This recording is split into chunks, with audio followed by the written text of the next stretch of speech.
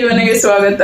ನಾನು ಇವತ್ತು ಈ ಗಂಡು ಮಕ್ಕಳಿಗೆ ಹುಡುಗಿದಿರನ್ನ ಕೊಡೋದಕ್ಕೆ ಹಿಂದು ಮುಂದೆ ನೋಡ್ತಾರೆ, ಅದ್ರ ಬಗ್ಗೆ ಕೆಲವೊಂದೊಂದು ಹಂಗೇನೇನೆ ಹುಡುಗರುಗಳು ಮದುವೆ ಆಗದಲ್ಲೂ ಸಹ ಇದ್ದಾರೆ.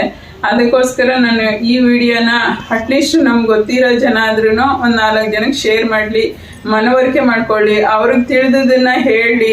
ಹೆಣ್ಮಕ್ಳು ಯಾವ ವಿಷಯನೂ ಮನಸ್ಸಲ್ಲಿ ಇಟ್ಕೊಳ್ಳೋದಿಲ್ಲ, ಒಳ್ಳೇದಾಗ್ಲಿ ಕೆಟ್ಟದಾಗ್ಲಿ 4 ಜನಕ್ಕೆ ಶೇರ್ ಮಾಡ್ತಾರೆ.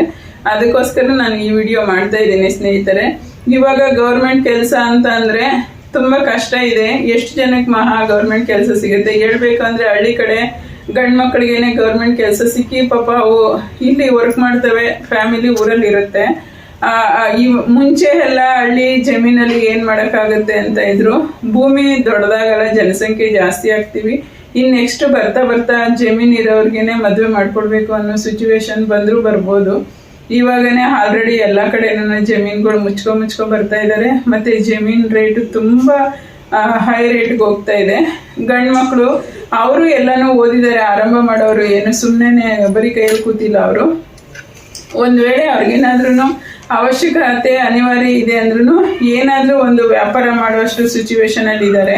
ಮೊನ್ನೆ ನಾನು ದೊಡ್ಡಿನಲ್ಲಿ ಸೊಪ್ಪು ತಗೊಳ್ತಾ ಇದ್ದೆ, ಆವಾಗ ಒಬ್ರು ಕಾರಲ್ಲಿ ಸೊಪ್ಪು ಮಾರ್ತಾ ಇದ್ರು. ಕೇಳಿದೆ ಅವರನ್ನ, ಅದಕ್ಕೆ ಇದು ಬಿಸಿಲಲ್ಲೆಲ್ಲ ಒಣಗಲ್ಲ, ಪರವಾಗಿಲ್ಲ ಐಡಿ ಅಂದಿದ್ದಕ್ಕೆ ಅವ್ರು ಏನ್ ಹೇಳಿದ್ರು ಅಂದ್ರೆ, ಅಯ್ಯೋ ಏನೋ ಅಮ್ಮ ನಮ್ಗೆ ಆಸ್ತಿ ಇದೆ, ಆಸ್ತಿನಲ್ಲಿ ಮಾಡ್ಬೋದಿತ್ತು, ಈ ಕಾರ್ ತಗೊಂಡಿರೋದ್ರಿಂದ ನಾನು ಈ ಕಾರ್ ಲೋನ್ಗೋಸ್ಕರ ನಾನು ನಮ್ಮ ತೋಟದಲ್ಲೇ ಬೆಳೆದು ಸೊಪ್ಪು ಮಾರ್ಬೇಕಾಗಿದೆ, ನನ್ಗೆ ಇದೊಂದು ತೀರೋದ್ರೆ ನಾನು ರಾಜನ್ ತರ ಇರ್ತೀನಿ ಅಂತ ಇದ್ರು. ಹಂಗಾಗಿ ಅದು ನಿಜವಾಗೂ ರಾಜ ಜೀವನನೇ. ಏನೋ ಒಂದು ಬೆಳೆಸ್ ಮಾಡ್ತಾರೆ, ನಾವು ಇಷ್ಟೊತ್ತಿಗೆ ಟೈಮಿಂಗ್ಸ್ಗೆ ಹೋಗ್ಬೇಕು ಕೆಲಸಕ್ಕೆ, ಮತ್ತೆ ನಾವು ಇಷ್ಟೇ ಕೆಲಸ ಮಾಡಬೇಕು, ಒಬ್ರ ಕೈ ಕೆಳಗಡೆ ಇರಬೇಕು ಅನ್ನುವಂಥ ಸಿಚುವೇಶನ್ ಇರೋದಿಲ್ಲ.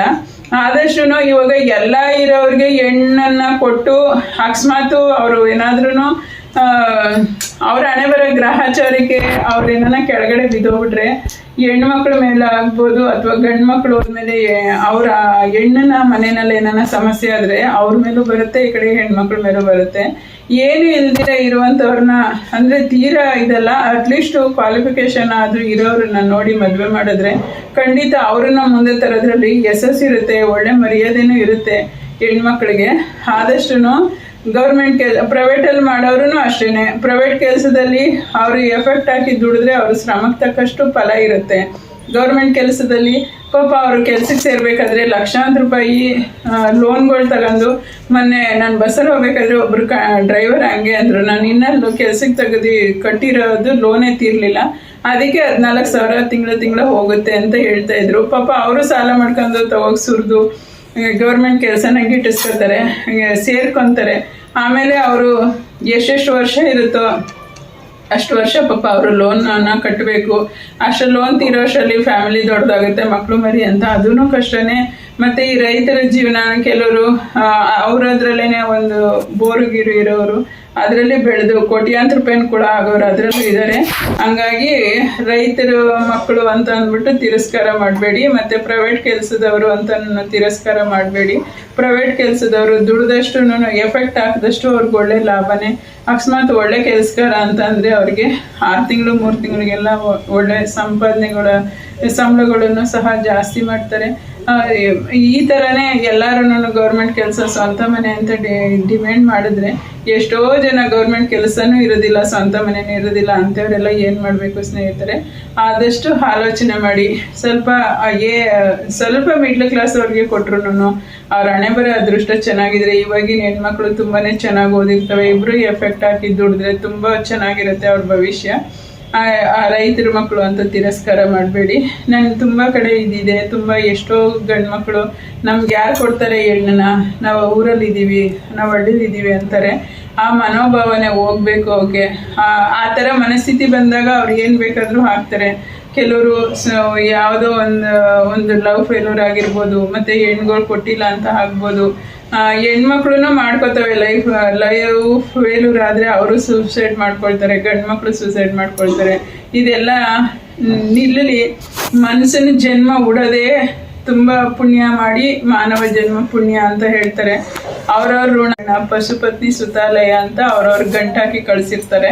ಹಂಗಾಗಿ ನಾವು ಯಾರನ್ನ ಯಾವತ್ತೂ ತಿರಸ್ಕಾರ ಮಾಡಬಾರ್ದು. ಅವರೇ ನಾಳೆ ದಿವಸ ಮುಂದೆ ಚೆನ್ನಾಗಿ ಬದುಕಿದ್ರೆ ಅವರು ಆವಾಗ ಒಂದು ಮಾದರಿ ಆಗ್ತಾರೆ. ಹಂಗಾಗಿ ನಾನು ಅದಕ್ಕೆ ಈ ವಿಡಿಯೋ ಮಾಡಬೇಕು ಅಂತ ಅನ್ನಿಸ್ತು. ನಾನು ತುಂಬ ಜನದ ಹತ್ರ ಈ ಮಾತನ್ನ ಕೇಳಿದ್ದೀನಿ, ನನಗೆ ಬೇಜಾರಾಯಿತು. ನನ್ನಲ್ಲಿರೋರು ಒಂದು ಸ್ವಲ್ಪ ಸಬ್ಸ್ಕ್ರೈಬರ್ಸೇ, ಅವರೊಂದು 10 ಜನಕ್ಕೆ ಶೇರ್ ಮಾಡಿದ್ರು ಎಷ್ಟೋ ಜನಕ್ಕೆ ಮನವರಿಕೆ ಆಗ್ಬೋದು. ಆದರೆ ಇನ್ನೂ ನಾವು ಅಂದ್ಕೊಳ್ತೀವಿ ಎಲ್ಲರಿಗೂ ಎಲ್ಲವೂ ಗೊತ್ತಿದೆ ಅಂತ. ತುಂಬ ಒಂಥರ ಮುಗ್ಧತೆ ಜನ ಇದ್ದೇ ಇದ್ದಾರೆ, ಹಳ್ಳಿಲಾಗಿರ್ಬೋದು ಸಿಟಿಲಾಗಿರ್ಬೋದು, ಮುಗ್ಧತೆ ಜನ ಇದ್ದೇ ಇದ್ದಾರೆ. ನಾವು ನೋಡಿದಾಗ ಗೊತ್ತಾಗುತ್ತೆ. ಹಂಗಾಗಿ ಯಾರೋ ಒಬ್ರಿಗಂತ ಒಬ್ರು ತಿಳುವಳಿಕೆ ಕೊಟ್ಟರೆ ಸ್ವಂತ ತಲೆಯಿಂದ ಯೋಚನೆ ಮಾಡಬೇಕು. ಯಾರ ಮಾತನ್ನ ಯಾರು ಇದು ಮಾಡಬಾರ್ದು. ಹೇಳಿದ ತಕ್ಷಣ ಇದು ಸರಿನಾ ತಪ್ಪಾ ಅಂತ ಒಂದು 10 ಸತಿ ಯೋಚನೆ ಮಾಡಿ ಅವ್ರ ಮನಸ್ಸಿನ ಡಿಸಿಷನ್ನ ತಗೊಂಡು ಮುಂದೆ ಹೋಗಬೇಕು ಸ್ನೇಹಿತರೆ.